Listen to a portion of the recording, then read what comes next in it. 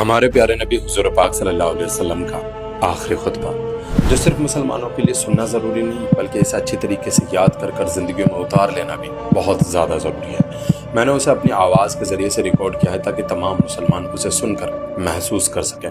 تو ویڈیو تھوڑا لمبا ہوگا لیکن پورا سننا اور اسے ہر کسی تک شیئر کرنا تاکہ ہر مسلمان اسے سن کر اس پر عمل کر سکے اور آپ کو اور مجھے صدقہ جاریہ کا ثواب مل سکے۔ ہمارے پیارے نبی حضور پاک صلی اللہ علیہ وسلم کا آخری خطبہ۔ اے لوگوں سنو، مجھے نہیں لگتا کہ میں اگلے سال تمہارے درمیان موجود رہوں گا۔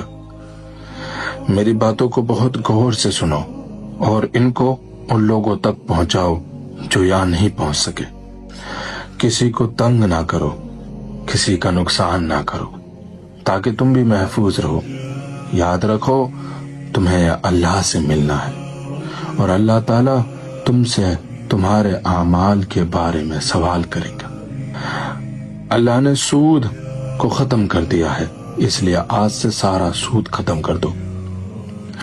تم عورتوں پر حق رکھتے ہو اور وہ بھی تم پر حق رکھتی ہیں۔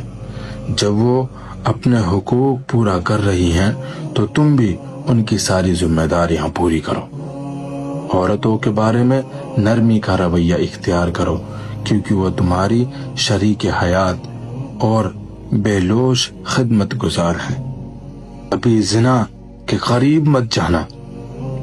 لوگوں میری بات غور سے سنو، صرف اللہ کی عبادت کرو، 5 فرض نمازیں پوری کرو، رمضان کے روزے رکھو، زکوٰۃ ادا کرتے رہو، اگر استطاعت ہو تو حج کرو۔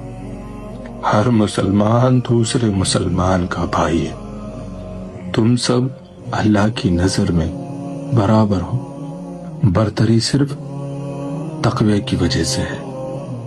یاد رکھو تم سب کو ایک دن اللہ کے سامنے اپنے اعمال کا جواب دہی کے لیے حاضر ہونا ہے۔ خبردار رہو، میرے بعد گمراہ نہ ہو جانا۔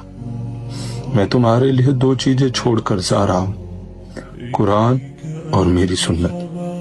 اگر تم نے ان کی پیروی یعنی ان پر عمل کیا تو کبھی گمراہ نہیں ہوگے۔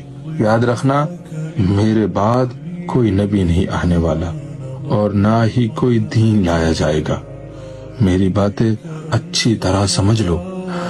سنو تم لوگ جو موجود ہو، اس بات کو اگلے لوگوں تک پہنچانا اور وہ اس بات کو اگلے لوگوں تک پہنچائیں، اور یہ ممکن ہے کہ بعد والے میری بات کو پہلے والوں سے زیادہ بہتر سمجھ کر عمل کر سکیں۔